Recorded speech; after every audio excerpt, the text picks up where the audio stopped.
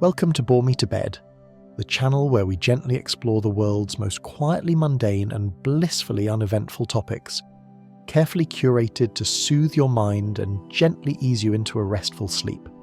Tonight, we'll embark on an unhurried journey through the surprisingly long and detailed history of the toothbrush. From ancient chew sticks to today's electric marvels, this story promises to be soothingly slow, deeply ordinary, and perfect for drifting off into dreamland. So settle in, close your eyes, and allow the gentle tale of humanity's quest for clean teeth to softly lull you to sleep. Think about the last time you brushed your teeth. You probably grabbed a plastic-handled toothbrush with soft bristles, spread on some minty toothpaste, and scrubbed away without a second thought. It's such a mundane daily routine today that it hardly seems worth pondering. But have you ever wondered how people clean their teeth before the modern toothbrush existed? The humble toothbrush in your bathroom has a surprisingly rich and adventurous history stretching back thousands of years. To truly appreciate this everyday tool, let's journey back in time and explore the long, fascinating evolution of the toothbrush, from chewing on sticks and bones in ancient civilizations to the high-tech gadgets and sustainable innovations of our modern age. This is a story of human ingenuity, cultural practices, and technological breakthroughs all converging to keep our smiles bright. Imagine life millennia ago, long before plastic or nylon, even before people knew about germs or cavities. Dental care might not have resembled our neat routine, but early humans still cared about keeping their teeth clean. Archaeologists have found evidence that as far back as 1.5 million years ago, our prehistoric ancestors were already picking their teeth with whatever they could find in nature. Tiny grooves and scratches on fossilized teeth suggest that cavemen used rudimentary toothpicks, possibly slivers of wood or stiff grass, to dislodge bits of food. It makes sense. Even without understanding oral health, people would feel the discomfort of stuff stuck between their teeth. Our ancestors, ever resourceful, turned to the natural world for solutions. Fast forward to around 3500 BC in ancient Mesopotamia, one of the cradles of civilization. In what is now southern Iraq, the Sumerians developed one of the earliest forms of a teeth cleaning tool, the chew stick. A chew stick was essentially a twig that one end had been chewed, until the fibres separated into a fuzzy, brush-like fray. That frayed end could then be rubbed against the teeth to clean them. These simple chew sticks might not look like much, but they worked surprisingly well. They were soft enough not to damage the gums, yet fibrous enough to scrape away food debris. The other end of the stick could even be used as a toothpick. These double-duty tools were so effective that their use spread across cultures. Archaeologists have found chew sticks in ancient Egyptian tombs, dating to around 3000 BC, confirming that the early Egyptians also practiced this method of oral hygiene. We often think of ancient Egyptians as obsessed with beauty and cleanliness. They famously bathed regularly and anointed themselves with perfumes. It turns out they paid attention to their teeth too. An Egyptian manuscript from around 1500 BC includes recipes for dental treatments and mouthwashes. The Egyptians made tooth cleaning powders from crushed eggshells, ashes of ox hooves, and pumice. Imagine grinding those into your teeth. These powders were abrasive and would rub off stains and plaque when applied with a finger or a cloth. Of course, using burnt eggshells and ash had drawbacks. Some mixtures led to bleeding gums. But for the time, it was cutting-edge dental care, and evidence suggests it was effective in reducing toothaches and bad breath, at least compared to doing nothing. The fact that we find references to these recipes means oral hygiene was a known concern. After all, nobody enjoys tooth pain or foul breath, whether living in a pyramid or a modern apartment. Around the same era, across the world in the Indus Valley, modern Pakistan and India, the Harappan civilization, circa 2500 BC, also paid attention to dental care. Excavations have revealed toothpicks and possible chew sticks, indicating these practices were not isolated. It seems a basic level of oral care emerged independently in early cultures, perhaps an obvious response to universal problems of eating and dental discomfort. Now, one of the most enduring and historically important teeth cleaning tools is the miswak, also known as siwak, or tooth stick. The miswak is essentially a particular type of chew stick, usually from the Salvadora persica tree, often called the toothbrush tree. This tree's twigs have natural antimicrobial properties and a pleasant bitter taste. The miswak has been used for oral hygiene for thousands of years, and incredibly, it's still used in many parts of the world today. Ancient Babylonians, Egyptians, Greeks, and Romans all used some form of chew sticks, and in the Middle East, the practice was refined with the miswak. These twigs are prepared by cutting a short stick, peeling one end, and chewing it until the fibres separate into a brush. People would then scrub their teeth and gums with this fibrous end. What's fascinating is how effective the miswak can be. Modern studies have found that it contains natural fluoride, silica, a mild abrasive for whitening, and antibacterial compounds that fight plaque and gum disease. It's a pretty sophisticated tool for something you pluck off a tree. The significance of the miswak grew with the rise of Islam in the 7th century. The Prophet Muhammad emphasized cleanliness as part of faith, and he specifically recommended using the miswak to clean the teeth. It became a common practice, a sunnah in Islamic tradition, for Muslims to use the miswak, particularly before prayers. Even today, one can see people in various Islamic countries carrying a miswak stick in their pocket to freshen up throughout the day. Imagine walking through a bustling bazaar centuries ago and seeing merchants or scholars casually chewing on sticks. They were not nervously biting nails, they were cleaning their teeth. Meanwhile, ancient Indian culture had its own version of chew sticks. The Ayurveda, ancient Indian medicinal texts, recommended twigs from the neem tree and other medicinal plants for dental care. Neem in particular has strong antibacterial properties. Indian villagers would, and some still do, break off a fresh twig each morning, chew one end to make a brush, and go to work on their teeth. They called these chew sticks datun. The practice was widespread enough that when a Chinese Buddhist monk Yi Jing travelled to India in the 7th century, he took note of it. In his writings, he described the daily routine of Indian monks. Every morning, a monk should chew a piece of toothwood and brush his teeth and tongue before beginning other activities.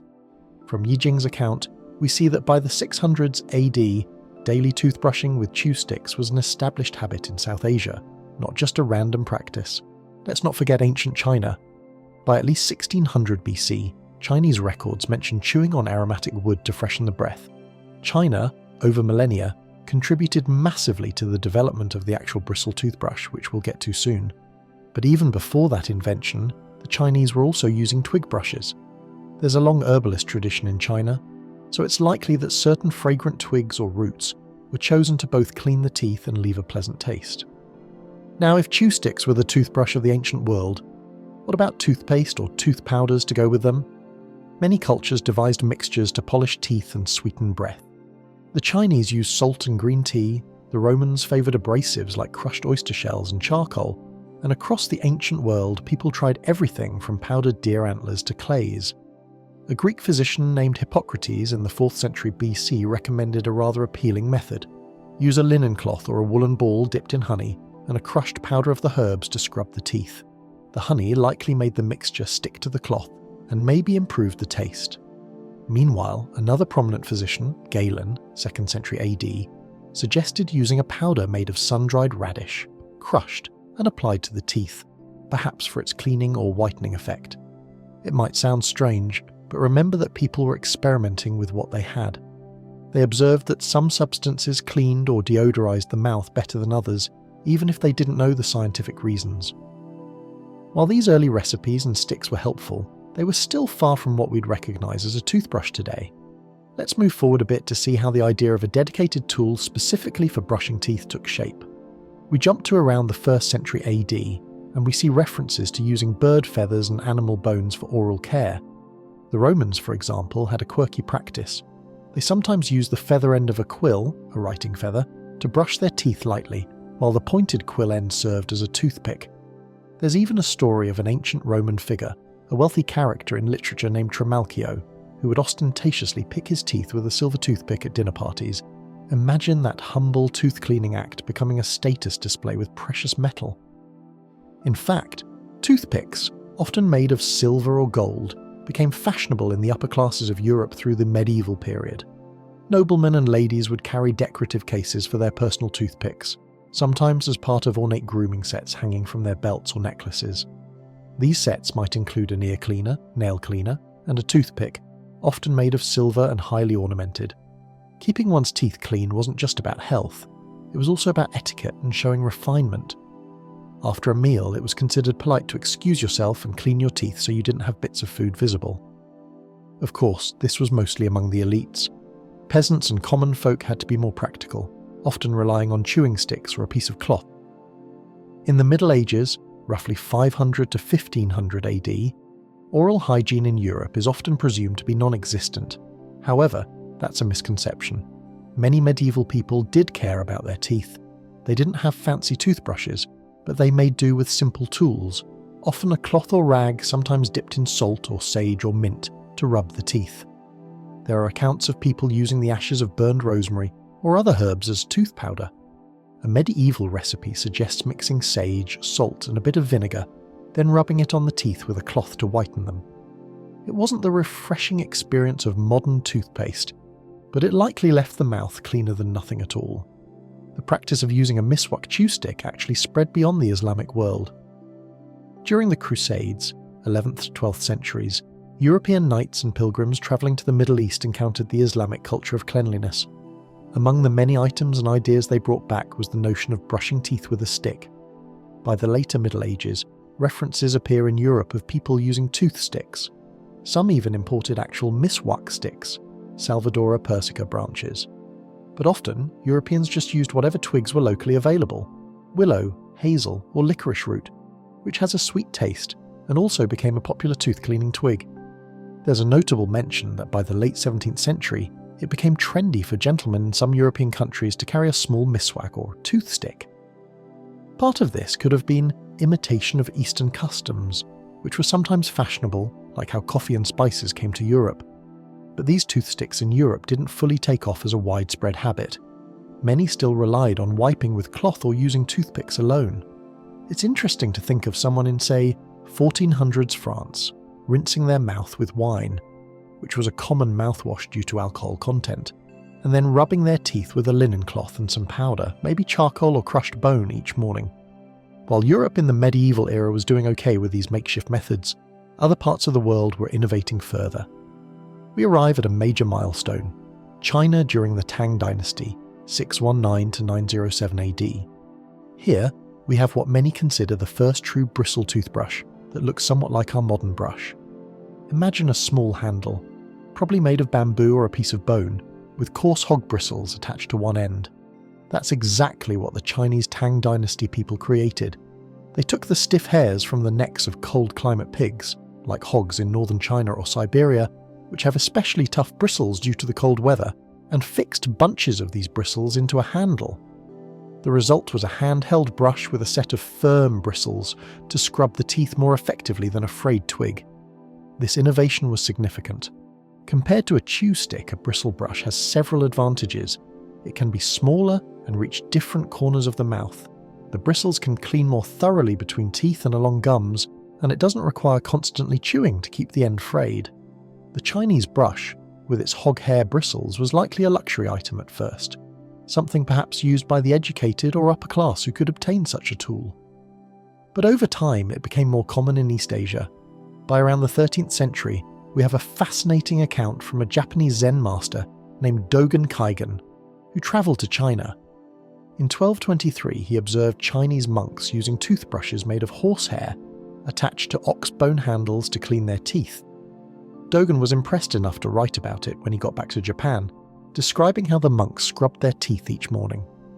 This shows that by the 1200s, the idea of a dedicated toothbrush with animal hair bristles had spread within East Asia and was integrated into daily routines, at least in monastic communities. The concept of the bristle toothbrush took a while to travel west. It wasn't until the 17th century that Europeans really got wind of this Chinese invention. Travellers and traders returning from the Orient, East Asia, sometimes brought back curious objects and ideas.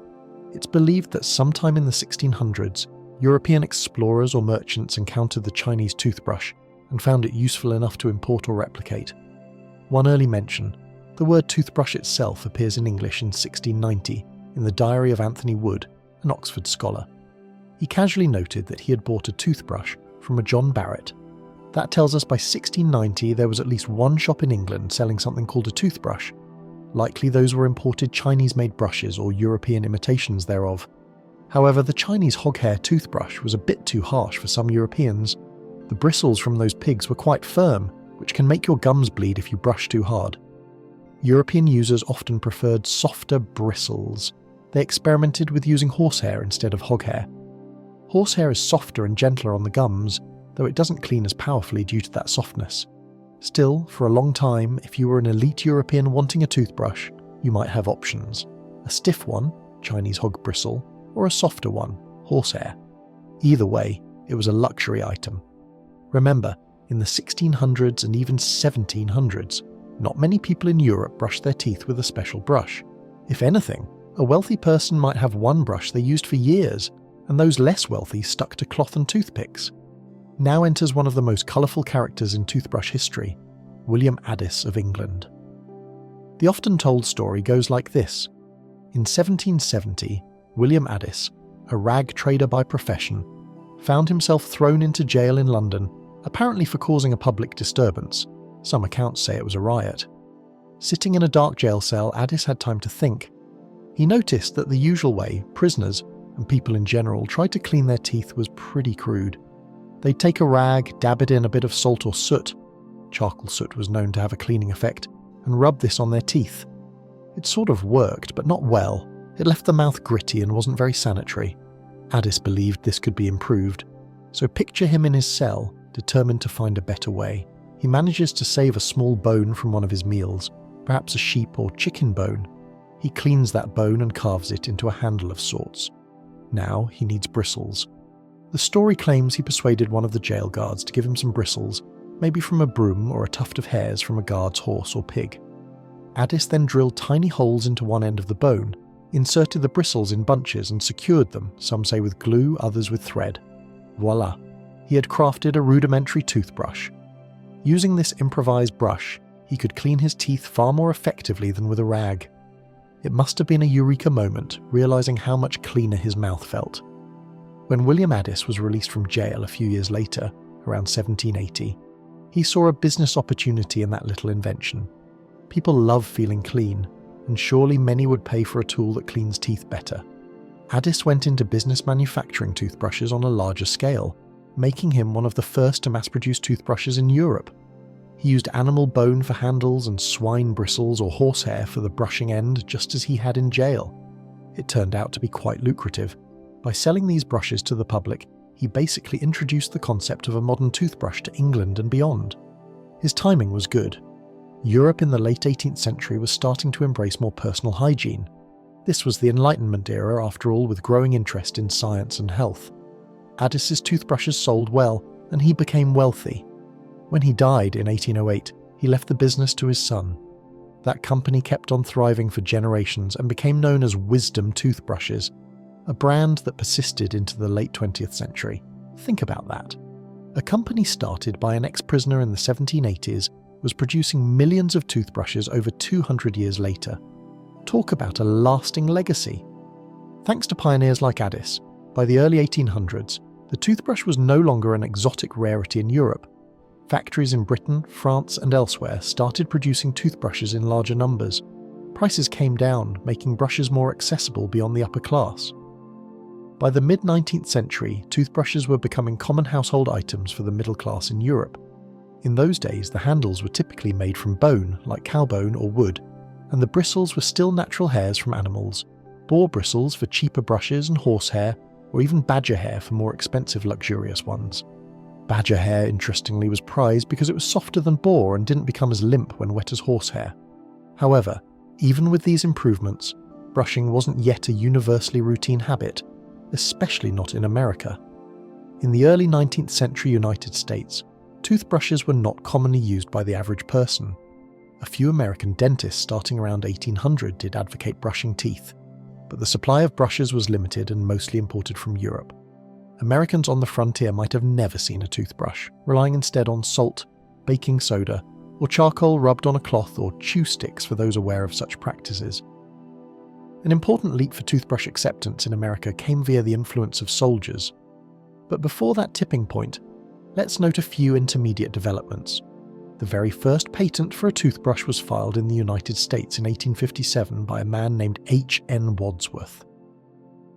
Wadsworth's design wasn't radically different.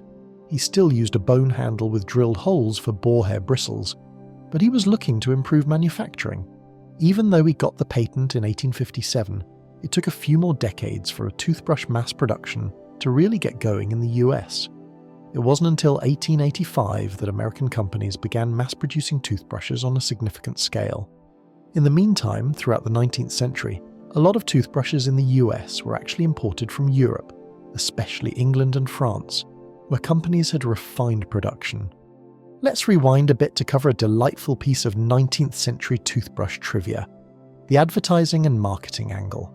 One of the first big American toothbrush brands was the prophylactic toothbrush, an interesting name, basically meaning preventative. In 1888, the Florence Manufacturing Company in Massachusetts started selling this prophylactic brush after acquiring a patented design from a dentist. This brush had some novel features: a handle with a bit of a curve, a hole at the end so you could hang it up to dry. Remember, with natural bristles that absorbed water, drying was important to avoid bacteria and bad smell. And even the handles were embossed with numbers or symbols so each family member could tell their brush apart. They really thought things through. The company heavily advertised, spending what was a huge sum at the time, and by the 1920s they were selling millions of these brushes each year. They kept that brand going strong well into the mid-20th century. If you were an American around 1900, prophylactic might be the word you'd see on your toothbrush handle, and ads would remind you that the possession of good teeth is largely a matter of care. Despite such marketing, old habits die hard. In America, up until the early 20th century, many people still didn't brush daily. Dental problems were common, but the habit of brushing just wasn't ingrained in the culture yet. This would change dramatically due to world events. During World War II, 1939 to 1945, the US military drafted and trained millions of young men. The army was very concerned about the health and hygiene of soldiers, because a soldier with a toothache or infection is a soldier out of commission. So in their training, American GIs were taught strict oral hygiene practices. For many of these young men, farm boys from rural areas or kids from city tenements, this was the first time they brushed their teeth on a regular schedule. The military issued them toothbrushes and toothpaste and required daily use. It might seem minor, but that routine was etched into their lives during the war years. When the war ended and soldiers returned home, they brought that habit back with them. All of a sudden, in the late 1940s and early 1950s, America saw a surge in the popularity of brushing teeth daily. Brushing became a norm, part of the standard of a clean, upstanding person.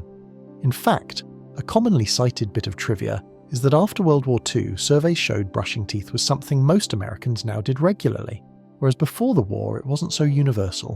While war was reshaping habits, technology was transforming the toothbrush itself. One big problem with those old brushes was the natural bristles. Animal hair, as you might guess, is porous. It soaks up water, becomes a breeding ground for bacteria, and often the bristles would break or fall out. Natural bristles also don't dry quickly, so a brush could remain damp and nasty between uses. Enter the miracle material of the 20th century, nylon. In 1938, the DuPont Company, the inventors of nylon, introduced the first toothbrush with nylon bristles. This product was marketed as Dr. West's Miracle Tuft toothbrush. Nylon was an ideal material. It's synthetic, so it doesn't harbour bacteria the same way. It dries quickly, it's durable, and you can make it in varying degrees of stiffness. The first nylon brushes actually were quite stiff, too stiff, some complained, but over time they produced softer nylon filaments that were gentler on gums.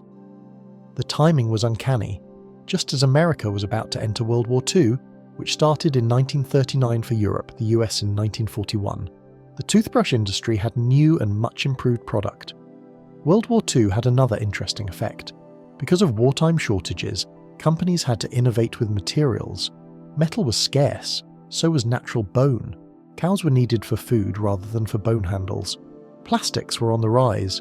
During the war, toothbrush handles shifted from bone and wood to plastics like celluloid. By the late 1940s, most toothbrushes had plastic handles and nylon bristles, the basic formula that is still standard today. Let's not forget one curious invention, the electric toothbrush. It might surprise you to learn that the first electric toothbrush was actually invented way back in 1954. A Swiss doctor named Philippe Guiwoog developed a device called the Broxodent. It was introduced in Switzerland and later marketed in the United States in the 1960s. Early electric toothbrushes were plugged into the wall and were marketed especially for patients with limited motor skills or orthodontic braces, where brushing effectively can be tough. They weren't immediately mainstream, partly because they were expensive and had to be plugged in, which was a bit unwieldy in a bathroom. But through the 1960s and 70s, companies like General Electric and Squibb, which made the Broxo brand, refined electric toothbrushes, and battery-powered versions emerged. By the late 20th century, electric toothbrushes became common, though still more as a premium option rather than replacing manuals. From the 1970s onward, we see a kind of explosion of designs and gimmicks to make the toothbrush more effective and more appealing. For example, in 1977, Johnson & Johnson introduced the Reach toothbrush. This was a big deal because it was one of the first to have an angled head, which helped people get to those back molars more easily, and it had clusters of bristles designed to focus cleaning on each tooth. Competing brands quickly added their own twists. Some made bristles of varying lengths to better clean between teeth, some put rubber handles for a better grip, and others experimented with the shape of the handle and head. One interesting 1970s innovation was by Dr. George C. Collis, who invented the Collis curved toothbrush in 1978. This brush had curved bristles designed to hug the tooth surface and reach along the gum line more effectively, without needing to master a perfect brushing technique. Though not as widely known as mainstream brands, it was an early recognition that adjusting bristle orientation could help clean the concave shapes of our teeth better. Another notable moment in toothbrush lore: in 2003, the Lemelson MIT Invention Index, an American survey, asked people to rank inventions they couldn't live without. The toothbrush came out number 1. Yes, it beat out the car, the computer, the cell phone. That's how deeply ingrained and essential this little tool had become in people's lives. It's the kind of thing we totally take for granted, yet if you go without a toothbrush for a couple of days, you start to really miss it. The fresh feeling after brushing is unmatched. Now, as we talk about the modern era, we should acknowledge that not all parts of the world adopted the same tools at the same time. While nylon brushes conquered North America and Europe by mid-20th century, many people in other regions continued using traditional methods, either by necessity or by choice. For instance, even in the 21st century, millions in Africa, India, and the Middle East still use chewing sticks, like the miswak or neem, daily, either because they are cheaper, readily available, or culturally preferred. These natural toothbrushes actually hold their own quite well against modern brushes in terms of plaque removal, which is a testament to the wisdom of those ancient practices. Some even argue the miswak is superior, since it naturally disinfects and might encourage people to brush, or chew, more frequently throughout the day. So the story isn't a simple straight line of primitive to advanced. It's more like a tapestry, with different tools coexisting across time and cultures. Speaking of coexisting tools, let's touch on dental floss and toothpaste briefly, since they accompany the toothbrush in our routine. Floss as a concept, cleaning between teeth, has ancient parallels with toothpicks, but modern floss wasn't invented until early 19th century and became common much later, mid-20th century. Toothpaste in a collapsible tube was introduced by Colgate in the 1890s, which made it more convenient to pair with a toothbrush, rather than mixing powder each time. As these products became widespread, they reinforced each other. A toothbrush, some toothpaste, and maybe floss formed a complete oral care routine. The late 20th century also saw the toothbrush become a canvas for innovation, and sometimes gimmicks. We got toothbrushes that play music. For kids, to encourage them to brush longer, one brand, Tooth Tunes, would play a song for 2 minutes through vibrations when you brushed, which both entertains and times the session. We saw the emergence of character-themed toothbrushes. Who hasn't seen a child's toothbrush emblazoned with superheroes or cartoon characters, making the chore more fun for youngsters? Bristles evolved too. By the 1990s, companies offered indicator, bristles that change colour when it's time to replace the brush, ultra-soft bristles for sensitive gums, or even bristles infused with charcoal, tapping into an ancient practice of charcoal for cleaning, now revived as a trendy feature. Coming into the 21st century, technology married with oral care in full force. Now we have smart toothbrushes. These are high-tech electric brushes that often connect to your smartphone via Bluetooth. Why would you want that, you ask? Well, they can track your brushing habits for one, logging how often and how long you brush. Many of them have built-in sensors and even AI algorithms that can tell if you're brushing too hard, which can damage gums, or if you're missing certain areas of your mouth. For example, Some Oral-B models and other brands have pressure sensors that light up if you press too hard, and apps that show a map of your mouth highlighting spots you didn't brush enough. Some models use this data to coach you toward better technique, making a little game or challenge out of brushing thoroughly. It's the gamification of toothbrushing. One such brush, introduced in the late 2010s, is the Oral-B Genius X, which used an AI trained on thousands of brushing patterns. Another earlier entrant was the Colibri Smart Toothbrush, showcased at CES, Consumer Electronics Show, as the first AI-powered brush that could give you real-time feedback. There's even a toothbrush that looks more like a mouthguard. You bite it, and it brushes all your teeth at once in 30 seconds, using multiple tiny vibrating bristles covering every surface. We're truly in the era where toothbrushes are no longer just passive sticks with bristles. They're gadgets with batteries, chips, and even connectivity. While some of these innovations are arguably overkill, after all, plenty of people get perfectly fine results with a plain old manual brush, they represent our continued interest in improving oral care and perhaps making the process more engaging. If an app and fancy device can get someone who hates brushing to do it regularly, then why not? Another modern consideration is sustainability. Have you ever thought about where toothbrushes go when you throw them away? With dentists advising us to change toothbrushes every 3 to 4 months, a single person might go through 3 to 4 brushes a year. Multiply that by billions of people, and you get a mountain of discarded toothbrushes annually. In fact, it's estimated that around 23 billion plastic toothbrushes are thrown out worldwide every year. Most of these end up in landfills or even in the ocean, and they are not biodegradable. Those nylon bristles and plastic handles will stick around for hundreds of years. In response, some companies and eco-conscious consumers are turning back the clock in a sense, returning to wooden or bamboo toothbrush handles which are biodegradable. Bamboo toothbrushes have become quite popular in recent years. They often still use nylon bristles, since a truly biodegradable bristle that works well is tricky. Some use boar hair for complete biodegradability, but that's a niche market and has its own issues of harvesting animal hair. Still, a bamboo-handled brush significantly cuts down plastic use. It's a nod to the past. Wood handles were normal before plastics, while solving a modern problem. There are also toothbrush recycling programs and brushes made from recycled plastics. Some people use electric brushes with replaceable heads to reduce waste. Only the small head is thrown out, not the whole handle. The humble toothbrush, of all things, has become part of the conversation about environmental responsibility. It's amazing to think that something as small as our daily brushing tool connects to global issues. Let's not forget cultural perspectives in modern times. While you might start your morning with a plastic toothbrush at the sink, someone else might still prefer a miswak stick after breakfast as a more spiritual or traditional practice.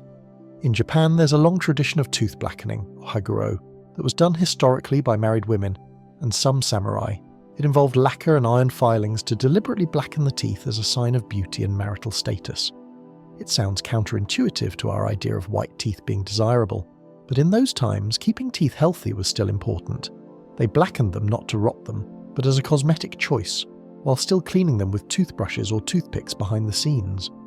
Nowadays, nearly universal is the desire for a white smile, and toothbrushes are key to that, alongside whitening toothpastes or treatments. Another modern cultural note: in some parts of the world, brushing twice a day is standard, but in others, brushing after every meal is common. For example, in many East Asian countries, it's not unusual for office workers to have a toothbrush at work and brush after lunch.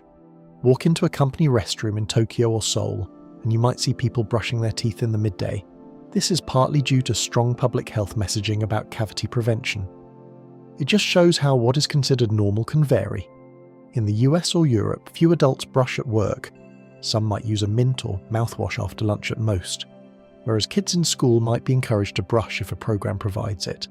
Speaking of public health, there have been huge campaigns worldwide in the last century to promote toothbrushing as essential to health. We take it for granted now, but it took a lot of educational efforts to get populations to adopt this habit.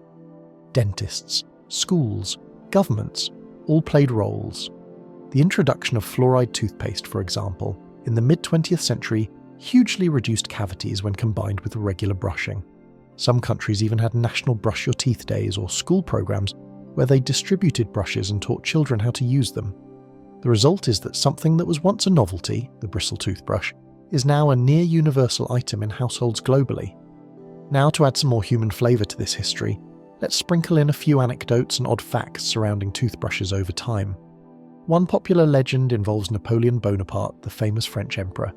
It's said that Napoleon had a specially made travel toothbrush with a silver handle and horsehair bristles that he took on military campaigns.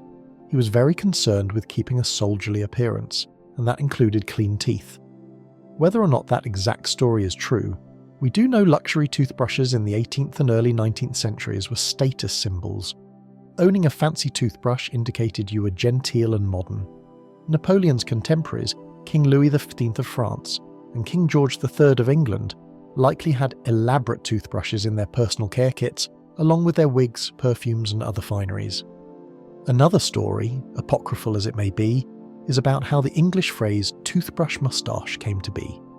That small rectangular moustache style worn infamously by Charlie Chaplin and others in the early 20th century was named because it resembled the bristle end of a toothbrush.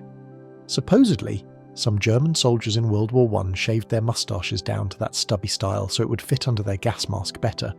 A big handlebar wouldn't seal well. The style caught on in civilian life later for its modern, no-nonsense look. So in a roundabout way, a connection exists between toothbrushes and facial hair fashion. We can also mention how the toothbrush figured in some early hygiene and health debates.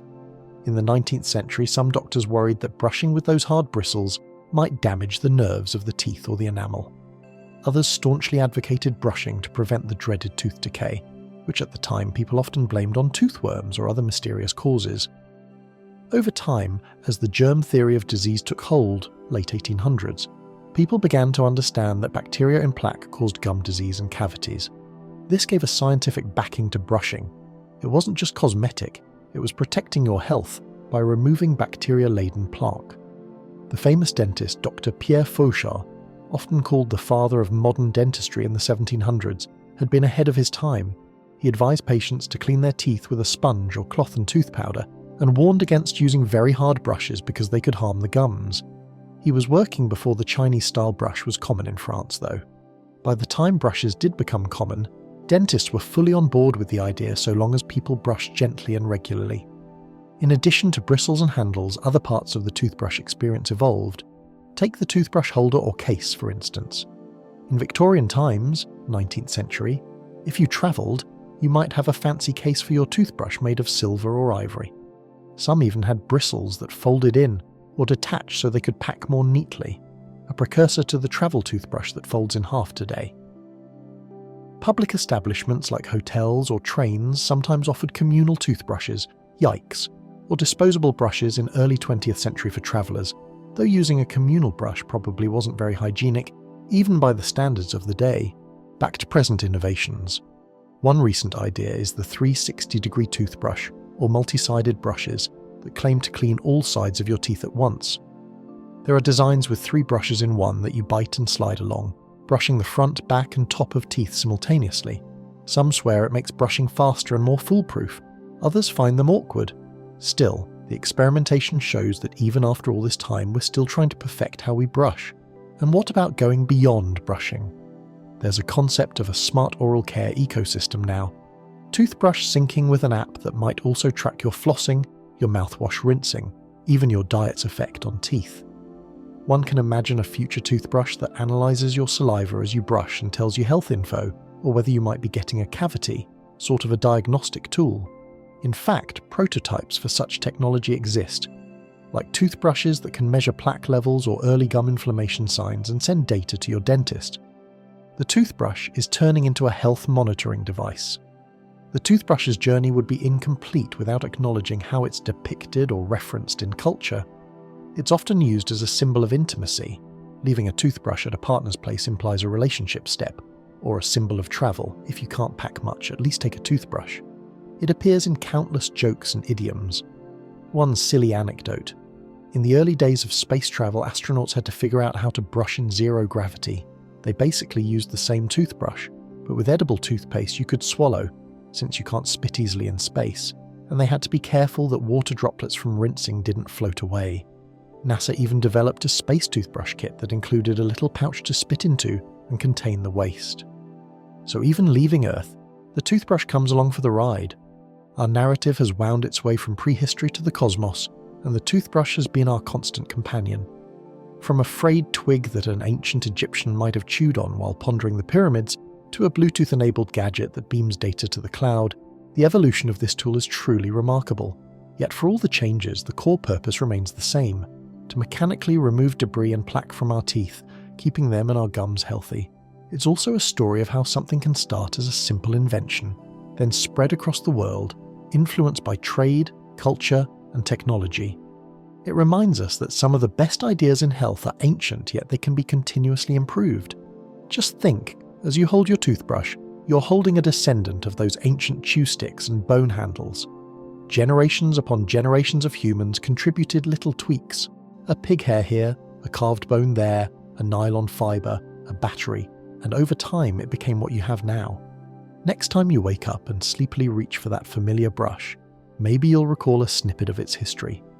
You might imagine a Babylonian with his chew stick, an Indian sage with a neem twig, a Chinese inventor attaching hog hair to bone, an English prisoner drilling holes in a bone handle, a World War II soldier dutifully scrubbing his teeth in the barracks, or a scientist coding an app to track brushing patterns, all part of the toothbrush's family tree. It's incredible that an act so ordinary for us carries the legacy of so many different times and places. And this story isn't over. The toothbrush will continue to change. Perhaps in the future we'll have toothbrushes that use lasers or ultrasonic waves to clean teeth without even touching them. Or maybe we'll have some gel you chew that replaces brushing altogether.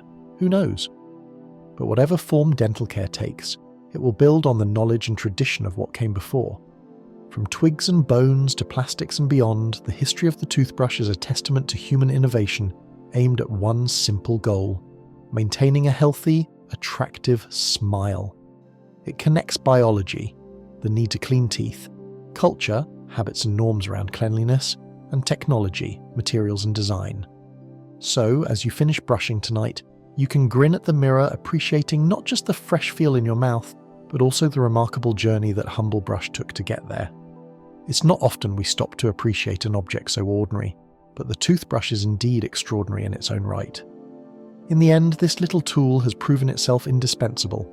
Billions of people start and end their day with it in hand. It's been called the invention we can't live without, and that isn't an exaggeration. Imagine life without a toothbrush. Dental pain and loss of teeth would be so much more common. Our quality of life would suffer.